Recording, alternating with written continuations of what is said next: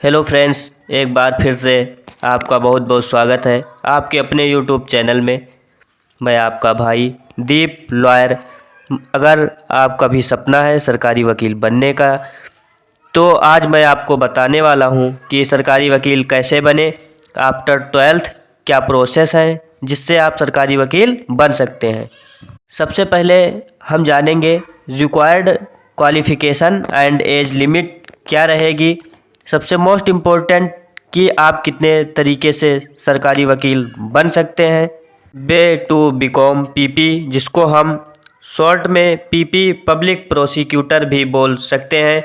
सो आप सरकारी वकील कितने तरह से बन सकते हैं, फुल प्रोसेस एंड सैलरी क्या रहती है, हम स्टेप बाय स्टेप इस वीडियो में डिस्कस करेंगे। तो अगर आप भी चाहते हैं सरकारी वकील बनना या इससे जुड़ी हुई जानकारी आप चाहते हैं, तो हमारी पूरी वीडियो देखें बिना स्किप किए।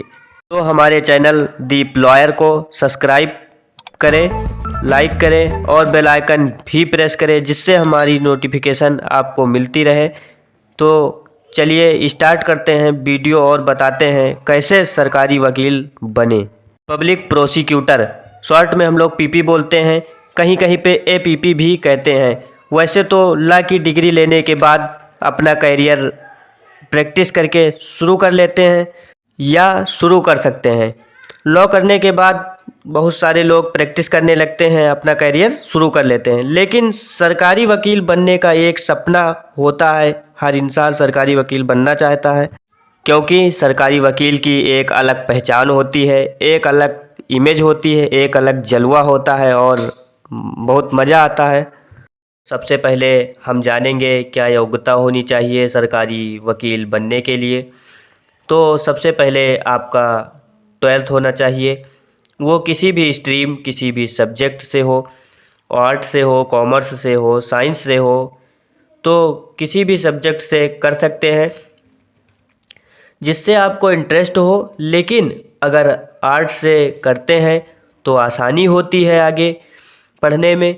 अगर आपका पहले से ही मन है, अपना माइंड सेट कर लिया है सरकारी वकील बनने का, तो आर्ट से इंटर करें। अगर आपने मैथ या कॉमर्स से कर लिया है तो कोई बात नहीं, बस सब्जेक्ट चेंज होने से थोड़ा परेशानी होती है, लेकिन कोई बात नहीं।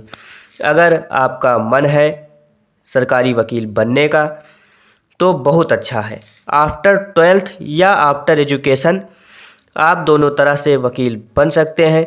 तो आपको क्या करना होगा, आफ्टर 12th या आफ्टर ग्रेजुएशन आप दोनों तरह से वकील बन सकते हैं। तो आपको आफ्टर 12th या आफ्टर ग्रेजुएशन आपको एलएलबी करना होगा। एलएलबी दो तरीके से होती हैं, एक 5 ईयर, एक 3 ईयर। तो अगर आप 12th पास हैं तो 5 ईयर एलएलबी कर सकते हैं, और अगर ग्रेजुएशन पास हैं तो 3 ईयर एलएलबी कर सकते हैं। इसके लिए आपको एंट्रेंस एग्ज़ाम भी देना होगा, जिसमें सबसे मोस्ट पॉपुलर एग्ज़ाम है वो है CLAT entrance exam, common law admission test. ये नेशनल लेवल का एग्ज़ाम है। अगर आप ये एग्ज़ाम देते हैं तो आपको सबसे टॉप यूनिवर्सिटी इंस्टीट्यूट में आपको एडमिशन मिलता है, तो आप वहाँ से एलएलबी कर सकते हैं। एक और ज़रूरी बात, सरकारी वकील बनने के लिए भारतीय नागरिक होना ज़रूरी है। अब हम आपको नेक्स्ट स्टेप में बताएंगे आप कितने तरीके से वकील बन सकते हैं। ये कोर्स कंप्लीट करने के बाद, वह मतलब एलएलबी कंप्लीट करने के बाद दो तरीके से सरकारी वकील बन सकते हैं, या पीपी पब्लिक प्रोसिक्यूटर आप बन सकते हैं। नंबर 1, एक्सपीरियंस के बेस पर सरकारी वकील बन सकते हैं।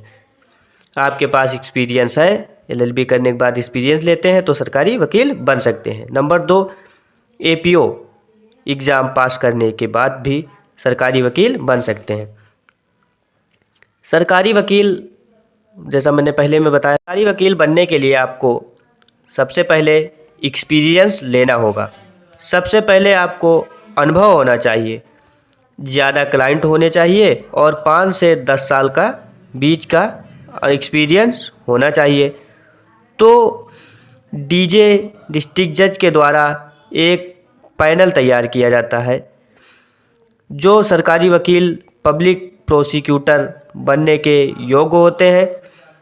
दूसरा एपीओ एग्ज़ाम, नंबर 2 में बताया था मैंने एपीओ एग्ज़ाम। दूसरा एपीओ एग्ज़ाम पास करके भी सरकारी वकील बन सकते हैं। इसको अलग अलग स्टेट में अलग अलग नाम से जानते हैं। एपीओ, एपीपीवी, एडीपीओ के नाम से जाने जाते हैं। प्री मेंस इंटरव्यू होता है जो आप एग्ज़ाम पास करके, जैसे फर्स्ट में बताया था मैंने एपीओ का एग्ज़ाम पास करके बनते हैं, वो रिटायरमेंट तक वकील रहते हैं। जो फर्स्ट में मैंने बताया था एक्सपीरियंस 5 साल 10 साल के बाद वकील बन जाते हैं, वो सरकार बदल जाने के बाद हटा दिए भी जा सकते हैं। वो अस्थाई होते हैं, वो अस्थाई नहीं होते हैं, सरकार बदल जाएगी उसके बाद हट सकते हैं। लेकिन जो एपीओ एग्ज़ाम पास करके बनते हैं वो हमेशा के लिए रिटायरमेंट तक रहते हैं। इसलिए बहुत से वकील एपीओ पास करने के बाद ही वकील बनना पसंद करते हैं। इसीलिए बहुत से वकील भाइयों को जो है मिलता है कि सरकारी वकील बनने का वो आता है और वो नहीं बनते हैं, क्योंकि वो सरकार बदल जाने के बाद हटाए जा सकते हैं, इसलिए वो अपनी वकालत ही करते हैं। इसलिए बहुत से वकील एपीओ पास करने के बाद वकील बनना चाहते हैं, क्योंकि फिर वो अस्थाई कर दिए जाते हैं।